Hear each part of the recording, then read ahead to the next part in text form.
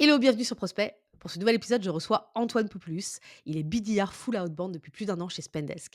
À la base, il était parti pour se lancer dans le monde de la finance, mais rapidement, il comprend après un stage en contrôle de gestion que les chiffres et les tableaux Excel, c'est pas pour lui. Il a besoin de plus de contacts et plus de challenges. Du coup, il décide de se lancer dans une carrière de sales avec Spendesk. Et ça marche plutôt bien. Aujourd'hui, il est top performer avec une moyenne de 120% sur l'année et au moment où je vous parle, il va finir le mois à 162%. Je l'ai contacté pour qu'il partage ses meilleures stratégies en call et il m'a proposé qu'on parle de l'importance de la tonalité et du rythme en call. C'est un sujet qui est très peu abordé et pourtant, quand on fait du call, il y a un truc à savoir, c'est que les premiers mots qui sortent de notre bouche est moins important que le ton de notre voix. Si un inconnu vous appelle, vous savez très vite à la première phrase si vous avez envie de lui faire confiance et si vous allez avoir envie de l'écouter. Justement, avec Antoine, on va parler de ça. Comment vous pouvez faire en sorte de paraître confiant, expert et enthousiaste pendant vos calls. Je vous laisse découvrir ça. Bonne écoute.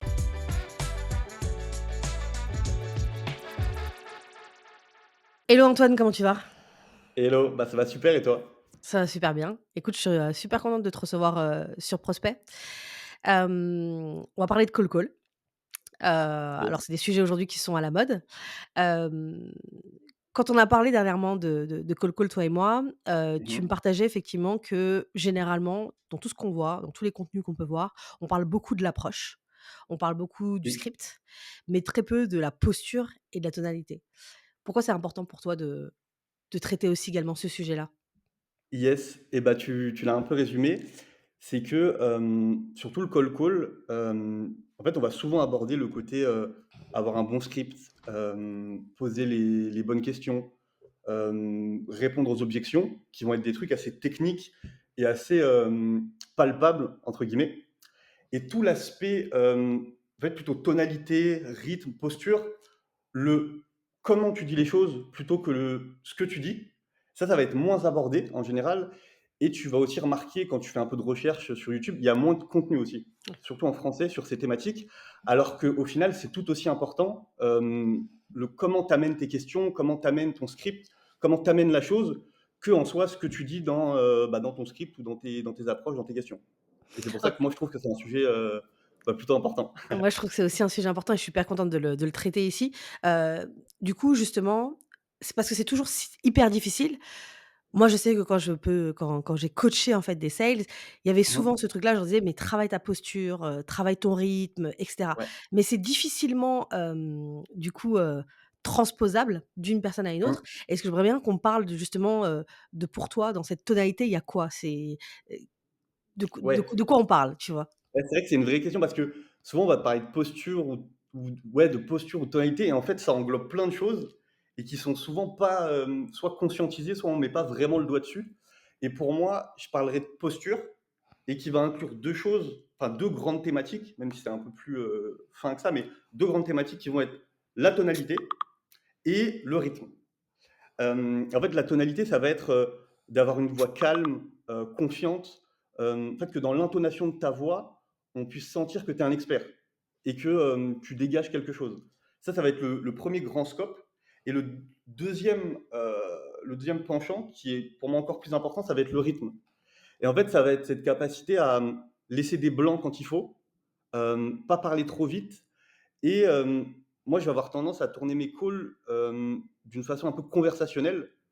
C'est-à-dire essayer d'être le moins scripté possible et parfois,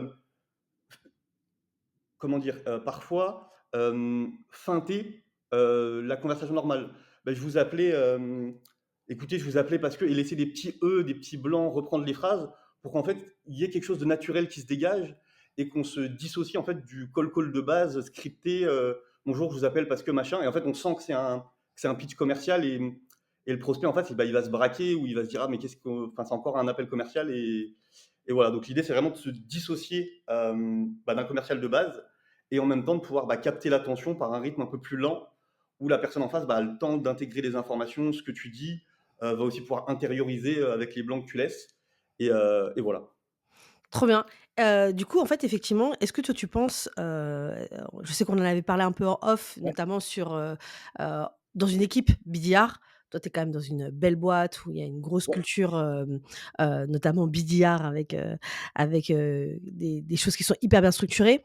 Est-ce que tu vois des différences, toi, entre des personnes qui ont conscience de ça, en fait, du fait de devoir travailler sur la tonalité, sur le Mmh. rythme et les autres, en termes de résultats, en fait, derrière? Ouais, bah, en fait, je pense qu'il y a 2 réponses à cette question. La première, c'est globalement oui, parce que nous, bah, chez Spendesk, on est une boîte plutôt orientée outbound, donc on est quand même pas mal coachés, on a des revues et cetera, on est bien accompagnés là-dessus. Et la deuxième façon de te répondre, c'était sur l'anecdote que je t'avais parlé en amont. En fait, la petite histoire, c'est qu'il y a un mec qui est arrivé à Spendesk, qui est très, très fort et qui s'appelle Léo. Il est arrivé en même temps que, 4-5 autres, BDR, en juillet. Ils arrivent au bout de quelques semaines. Nous, ça va très vite, hein, la mise en situation avec des premiers comptes, et cetera. Il appelle et le mec prend un max de rendez-vous. Un max de rendez-vous. Bon, il avait déjà de l'expérience avant, il est très fort, il avait de l'expérience avant, il prend un max de rendez-vous. Et donc, bah, c'est entre guillemets ses petits camarades, ils se sont dit: «Bah, moi, je vais reprendre le même pitch que Léo, sur les premières semaines, exactement le même». Lui, il avait son petit script, sur Notion et je vais faire pareil que Léo. Donc ils avaient concrètement le même script, les mêmes mots, c'était les mêmes mots, les mêmes phrases, globalement les mêmes questions qui ressortaient. Mais ça marchait pas en fait. Ça marchait pas, ils prenaient pas autant de rendez-vous. Et en fait, l'idée de cette anecdote, c'est que le truc qui différenciait vraiment, c'est en fait Léo, il avait en fait, c'était théâtral en fait. Il amenait son truc, ça sonnait bien, ça sonnait doux. On avait envie de l'écouter. Il allait doucement, il mettait des blancs pour avancer dans le call. Et en fait, c'est comment il mettait en scène son script qui vraiment lui faisait prendre des rendez-vous. Et c'est moi aussi par là que j'ai senti qu'il y avait quelque chose, bah, Tu as d'important travaillé sur la là-dessus. partie tonalité, rythme et posture, plus que vraiment ce que tu dis, quoi. Alors, c'est très important ce que tu dis. Alors, justement, moi, je trouve que ce qui est intéressant dans le script et pourquoi on dit qu'il faut scripter, en fait, les calls, c'est justement pour te concentrer un peu plus sur comment tu vas dire les choses que Ouais, plutôt ce que tu exactement. vas dire et cetera. Et donc du coup, ton anecdote, elle montre bien ça. C'est qu'il a, effectivement son script, il sait exactement l'approche qu'il va avoir et Mmh. ensuite, du coup, il va travailler sur la meilleure manière de l'emmener pour donner envie aux gens, parce que c'est ça aussi un call, c'est donner Ouais, c'est envie ça. aux gens de vous écouter et de pas raccrocher, c'est un peu ça l'exercice et donc voilà. Est-ce que du coup, toi justement, après avoir, Mmh du mh. coup, analysé ça et avoir fait hem, ce constat, est-ce que tu as une anecdote à toi justement où tu as réussi en fait, notamment avec du silence, avec du rythme, en changeant des choses dans ton rendez-vous, où tu as vu que ça avait fait la différence, je sais pas avec un Ouais. prospect ou pas? Bah, bon, c'est pas une anecdote incroyable, mais je pense à un truc, c'était il y a plusieurs mois. Donc nous, on a des entreprises ICP et moi, je récupère, une boîte, une entreprise ICP et il y avait, une personne qui était business developer junior qui avait déjà appelé une personne dans la boîte et c'était tagué, «No interest, contact backfit». Donc pas d'intérêt, mauvais contact. Et nous, donc on a des outils qui nous permettent de réécouter les calls qui sont enregistrés. J'avais réécouté et la personne avait appelé, donc c'était sur ses premières semaines, un peu scripté, un peu commercial. Et la personne lui avait dit quelque chose comme non, bah écoutez, je sais pourquoi vous m'appelez, c'est de la prospection, merci, bonne journée, il lui avait raccroché au nez. Donc la personne, le prospect lui avait vraiment roulé dessus. Moi, je sais que la boîte, il y a potentiellement un intérêt. Je me dis, je vais y aller, mais je vais essayer de passer pour un expert. Donc j'appelle, je laisse des blancs vraiment confiants, j'appelle. Et au final, le mec était super sympa. Le mec me dit: «Ah oui, OK, très clair, bah, écoutez, c'est pas moi qui gère cette partie, faudrait plutôt voir avec, monsieur, XY de la comptabilité, vous pouvez l'appeler au standard». Et au final, en fait, l'approche, elle était globalement dans les mots et cetera, le script, pas vraiment, bah, j'avais fait un peu de recherche quand même, mais il y avait pas une différence énorme. Mais en fait, dans la manière d'amener le script et d'amener le call, bah, en fait, elle m'a pris au sérieux et elle m'a pas donné le numéro directement. Elle m'a dit: «Appelez au standard, parlez à monsieur Martin et c'est lui qui vous dira si c'est intéressant ou pas». Il y a un autre accueil qui a été fait notamment, par rapport justement au fait que tu as pris ça en compte. Alors, tu as parlé de plusieurs choses, tu as parlé de rythme, tu as parlé de voix, calme, posé, Mmh. silence, comment on travaille ça du coup? Parce que c'est ça qui est Ouais, difficile en fait, c'est parce une qu'on bonne a peur question. on a peur des silences et cetera. Comment toi tu as travaillé ça quand tu as fait ce constat-là, Ouais. pour, du coup travailler là-dessus? Tu as fait comment? Ah bah, alors il y a plusieurs choses. La première fois, c'est de le conscientiser, et en fait de le comprendre. Parce que parfois, c'est même pas conscientisé, on appelle un peu, on se pose pas la question de la tonalité, de comment ma voix sonne et cetera.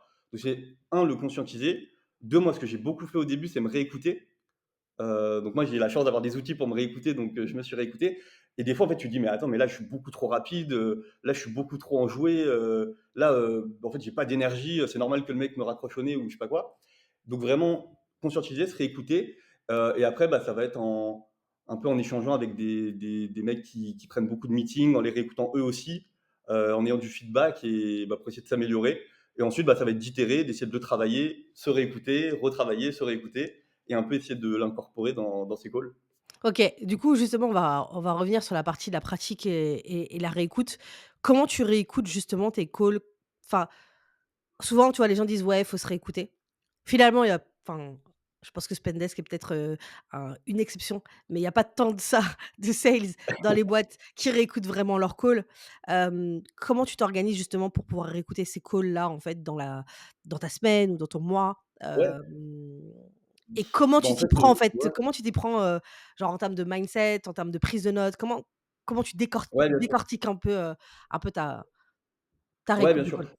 Après, je réécoute pas, 200 calls par mois, l'idée, en fait, c'est d'en réécouter par-ci par-là, juste avant de reprendre à midi, à la pause, on peut réécouter un petit call. L'idée, c'est juste d'avoir des petits créneaux, et de se dire: «Bon, bah, je sais pas, je réécoute 2-3 calls semaine, plus, moins en fonction de la seniorité». Et en fait, moi, je le fais, je me mets dans la peau de mon propre manager et je me dis: «OK, comment je, me donnerai des conseils sur ce call?»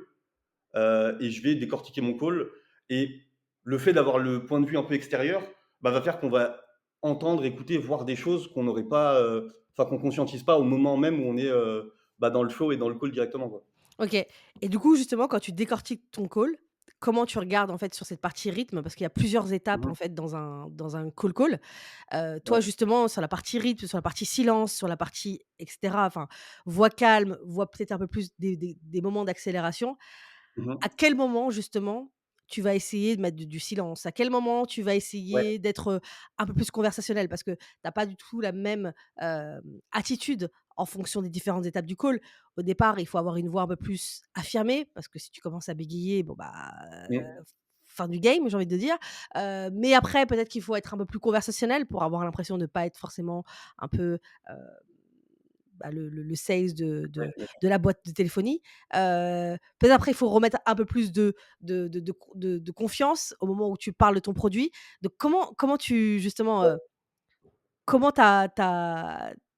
voilà, comment tu mets un peu plus de Ouais, bien sûr. tonalité? Comment tu gères ça, le silence, le rythme, Bah, l'accélération? généralement ouais, OK. Moi, généralement, déjà, il y a un gros silence, je vais appeler, je vais dire, bah: «Bonjour monsieur X, c'est, Antoine ou Antoine Populus ou monsieur Populus, de la société Spendesk» et là, moi, je vais rien dire tant qu'il m'a pas dit quelque chose. Donc ça peut OK, durer, 1 seconde, 2 secondes, 5 secondes, parfois, et tant que la personne m'a pas dit, «Oui» ou «Allez-y» ou quelque chose, je dis rien du tout. Et en fait, ça va avoir un double impact. C'est le premier, la personne va se demander: «Mais est-ce que je le connais?» Et donc déjà, ça va un peu comment dire? La freiner si elle veut, par exemple, nous bâcher. En fait, est-ce que je le connais? Pourquoi il m'appelle? Ça va aussi, bah, semer un peu le doute dans son esprit et donc bah, capter son attention. «Ouh là, Antoine, qui c'est? Est-ce que je lui ai déjà parlé?» Donc il va y avoir ce premier silence et le deuxième aspect et le deuxième enjeu, c'est qu'en fait, c'est un silence qui va te permettre d'avoir un peu une ouverture. En fait, tu vas pas pitcher, lui rentrer dedans: «Bonjour, bah, je t'appelle pour X, Y», tant que le mec t'a pas dit: «Oui, OK». Et donc ça va être, bah: «Bonjour, nin je vous appelle», silence.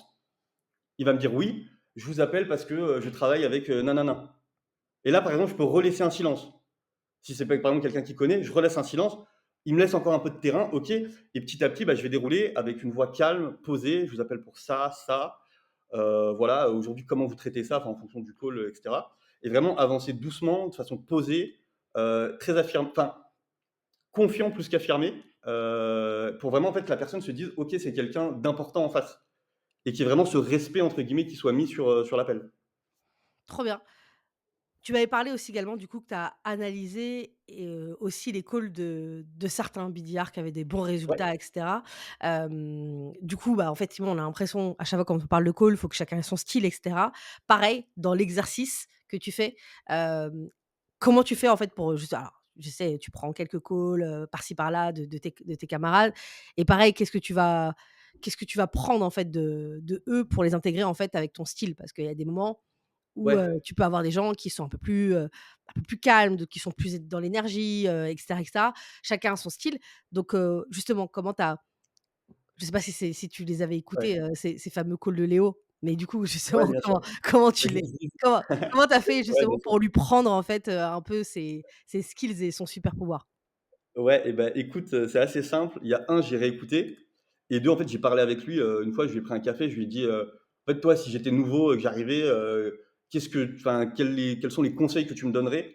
et ça tournait autour de ça, de pas aller trop vite, de pas être, trop, insistant, laisser en fait, de la place à la personne en face et entre guillemets «une autorisation implicite».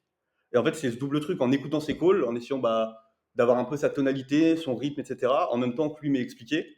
Et après au quotidien, c'est l'appliquer dans les calls, se concentrer dessus quand tu appelles et petit à petit ça se délie, ça se prend en main, quoi. OK et du coup, tu as vu des résultats à partir de quand, en fait, justement, quand tu as changé un petit peu ça? Est-ce que les résultats, ils ont mis du temps à arriver? Est-ce que tu t'es entraîné, je te dis ça parce que, par exemple, moi, beaucoup de fois, quand, j'ai été amenée à faire du call, je m'entraînais aussi également hors, genre vraiment je Ouais. m'entraînais vraiment, à haute voix chez moi devant ma glace à essayer de travailler le ton de tel mot, de telle chose et cetera. Toi, par exemple, justement, combien de temps ça a pris en fait justement? Ça prend du temps en fait de travailler là-dessus ou c'est finalement rapide? Est-ce que c'est quelque chose qui Moi je s'arrête pas en fait, moi que tu continues Ouais, moi encore je de faire? trouve que c'est ouais, je trouve que c'est justement, c'est un levier assez rapide. Tu prends un exemple d'un business développeur qui arrive, avant qu'il ait une vraie connaissance produit, qu'il sache répondre, je sais pas, aux 10 objections les plus courantes, qu'il puisse switcher, qu'il connaisse la concurrence, ça va lui prendre du temps en fait, ça va lui prendre des calls, du temps, de l'apprentissage. Alors qu'à contrario, en fait, juste en jouant sur le levier tonalité, ça peut être très rapide. En fait, d'un call à l'autre, tu peux déjà améliorer ta tonalité, ton rythme, parler un peu moins vite, être un peu plus posé. Donc moi, je trouve que c'est un truc qui peut se mettre en application super rapidement. Et justement, qui a un super levier en fait quand tu arrives dans une boîte ou dans un truc où tu n'as pas toute la connaissance technique que tu peux appliquer dès le début sur tes calls. OK, très bien et une question qui m'intéresse, c'est que, je sais que chez Mhm. Spendesk, vous avez plusieurs, clients idéaux un peu différents, des secteurs Ouais. différents, et cetera. Est-ce que, pour toi, cette partie justement, là, on a beaucoup parlé de tonalité, de rythme, de silence et Mhm. cetera, de est-ce qu'elle change en fonction des personas?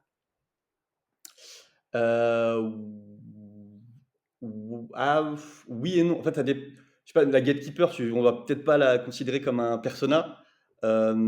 En général, non. Moi, personnellement, non. Je trouve qu'il faut être, confiant, affirmé avec tout le monde. En fait, justement, entre guillemets, légitimer le respect qu'on va mettre sur l'appel et que la personne nous prenne au sérieux.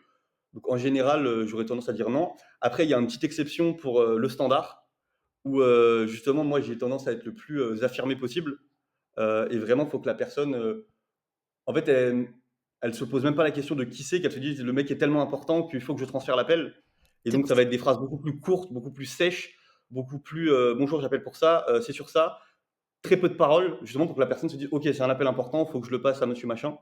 Donc c'est l'exception que je ferai, mais en général, globalement, c'est la même chose. Après, il va y avoir un peu d'adaptation en fonction de si la personne est plutôt solaire, est-ce que c'est un profil plutôt rouge où il va falloir aller un peu plus direct, un peu plus rentrer dedans? Donc il va y avoir des petites adaptations, mais non, globalement, je pense que les concepts généraux, ça s'applique à peu près à tous les styles de personas. En fait, je voulais que tu arrives là, c'est-à-dire qu'effectivement, on a encore des gens qui passent par les standards et qui essaient de passer les Ouais. standards. Donc, effectivement, c'est pas le même exercice.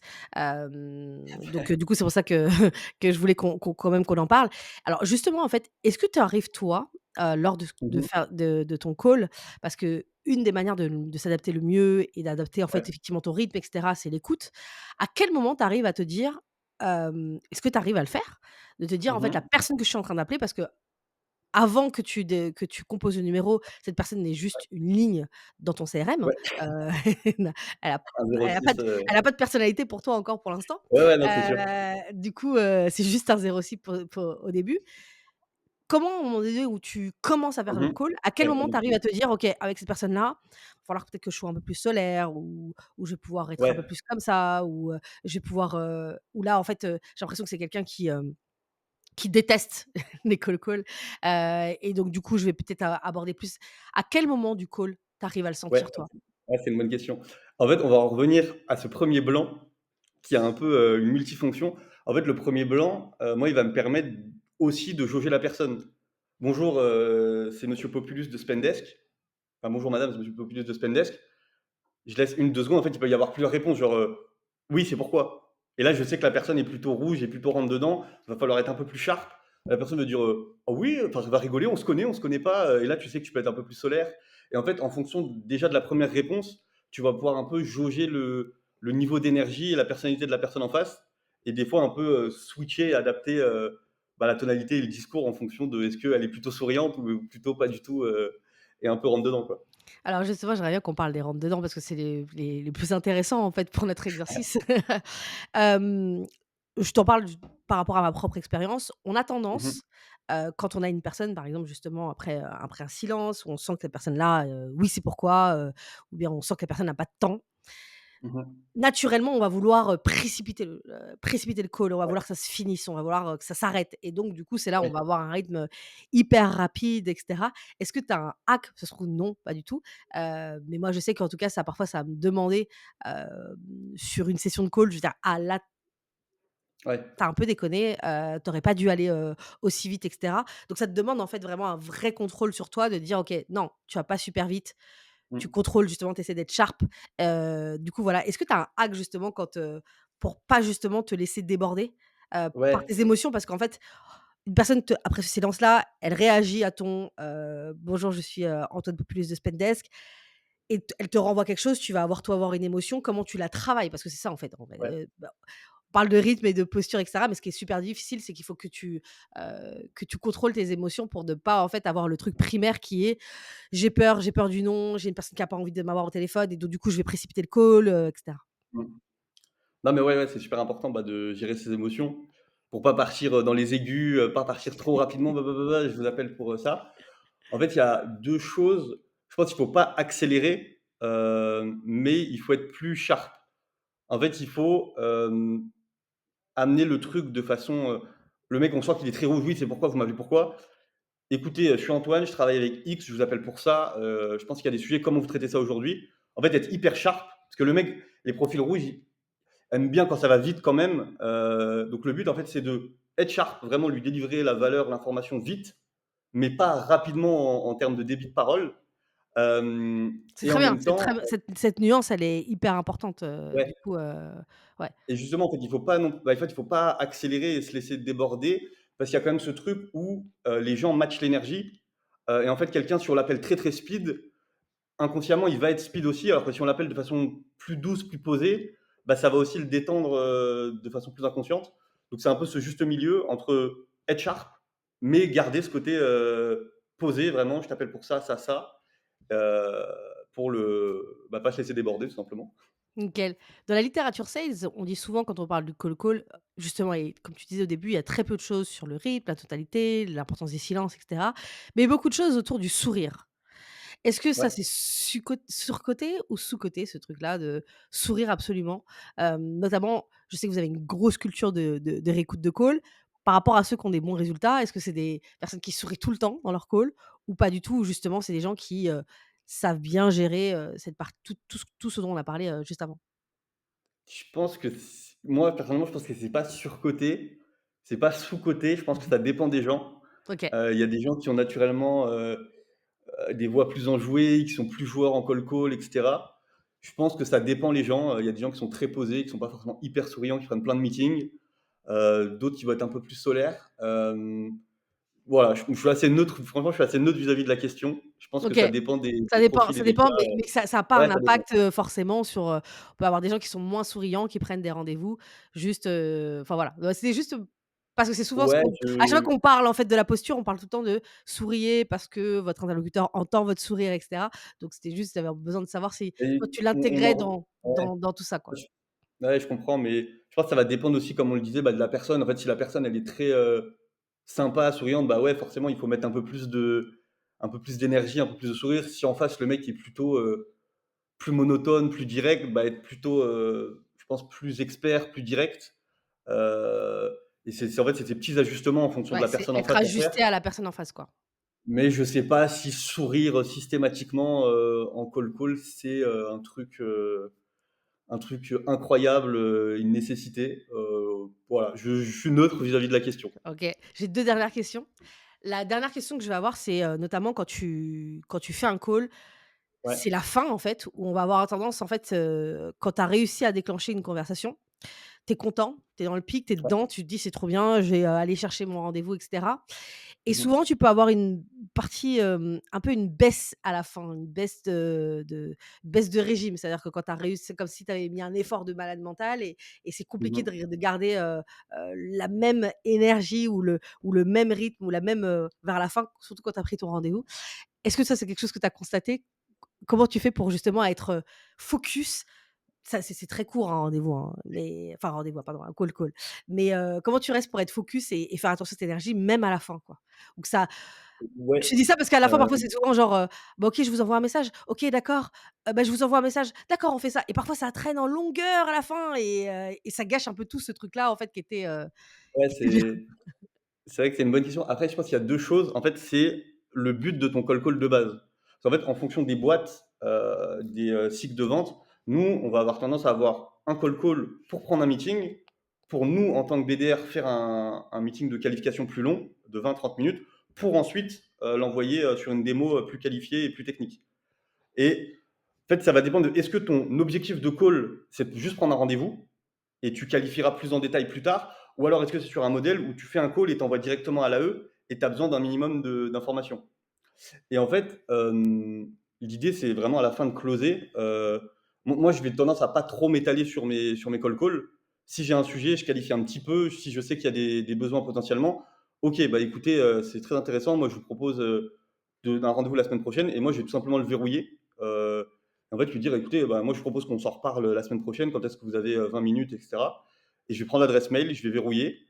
Euh, et une fois que j'ai verrouillé et que la personne a accepté mon rendez-vous, c'est peut-être là que je vais aller chercher un peu plus d'infos. Moi, en fait, je vais avoir souvent tendance à prendre le rendez-vous directement. Et une fois qu'il est verrouillé, c'est un petit peu qualifier un peu plus. Sur OK. la fin, poser deux trois questions. OK, voilà sur quoi j'oriente le rendez-vous, sur quoi on oriente, et cetera. Et ça va me permettre, bah, 1 de récolter de l'info et de qualifier un peu plus et 2 la personne va s'en souvenir un peu plus. Et d'éviter le Elle a no-show. déjà accepté le rendez-vous, c'est sécurisé. Elle t'en parle: «Oui, c'est vrai que j'ai ça comme problème. OK, tac, tac, tac». Je prends 2-3 minutes de plus. J'ai un peu de billes une fois que j'arrive au rendez-vous, et voilà. Mais non, moi, je trouve qu'il y a pas de l'idée, en fait, c'est de savoir quand est-ce que tu verrouilles. Quand ça part trop long, bon, bah, ça peut être des petits tips du style, «Bah, écoutez, ouais, super intéressant. Par contre, là, j'ai un rendez-vous qui va commencer.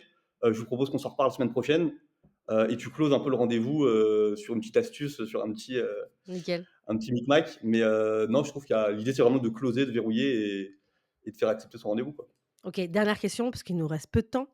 Ouais, Hem Pour avoir cette question de cette bonne posture, ce rythme, ce côté expert, cette énergie, tout ça, ça te demande en fait, bah, d'être dans un bon mood. Est-ce que tu arrives à l'avoir? Comment tu fais pour réussir à l'avoir pour toutes tes sessions de call? Parce que vous en avez beaucoup, on passe on est sur des centaines de calls, hein, par semaine. Du coup, quel est ton hack que tu donnerais, à des débutants justement pour pouvoir, faire attention à cette tonalité, à ce rythme pendant toutes tes sessions, quoi et pas te laisser aller après à être un peu trop, mmh. robotique. Ouais, bah, après je pense c'est la base, hein, enfin la base en fait, c'est d'avoir des créneaux de call. Tu prépares ton admin en amont, tu as ta liste et en fait, tu te dis que, je sais pas, pendant 45 minutes, 1 heure, tu vas call. Le mieux que ce soit sur la même industrie ou sur le même sujet, comme ça tu défiles et en fait, tu te fais des sessions de focus, tu vas te mettre dans une salle ou à un endroit où tu es tranquille et en fait, pendant, 45 minutes, 1 heure, tu fais tous tes calls, et du coup, bah, en fait, ça te met cette mécanique où tu as une énergie et tu te casses pas ton rythme en: «Bon, bah, j'appelle une boîte, je vais chercher sur la prochaine, qui j'appelle?» et cetera et tu te fais des sessions un peu de deep focus, et ça aide en fait à, bah, avoir l'énergie qu'il faut À pour garder la même énergie et cetera pour chacun des rendez-vous et je trouve ça ouais, intéressant. Ouais et je trouve ça intéressant aussi également parce que toujours lier ce qu'on raconte à ce qu'on dit, c'est-à-dire que tu dis que tu restes sur la même industrie. Du coup, ça veut dire que tu vas être en capacité d'être beaucoup plus sharp ouais, rapidement carrément. avec une personne, que si tu avais échangé en disant: «Ah ouais, attends, là je suis sur quoi là?» Enfin voilà, en tout cas plus pour les débutants évidemment. OK, Ouais, est-ce que bien tu as un sûr. dernier conseil à donner justement sur cette question-là, sur bosser son rythme, sa posture et l'intégrer Ouais, vraiment bien dans sûr. ses calls? Non, mais c'est très simple, c'est le conscientiser, et se réécouter. Je pense que c'est les 2 clés, le savoir, se réécouter et en fait se dire: «Est-ce que là je suis trop rapide, pas assez rapide? Comment ma voix sonne?» et je pense que c'est un peu la base du truc. Écoute, en tout cas, merci énormément pour ce conseil. Je suis super contente d'avoir abordé ce sujet qui est très peu abordé. Écoute, je te souhaite, de prendre plein de rendez-vous chez Spendesk Yes, et à très merci. bientôt. Ciao, ciao. Yes, salut. Salut.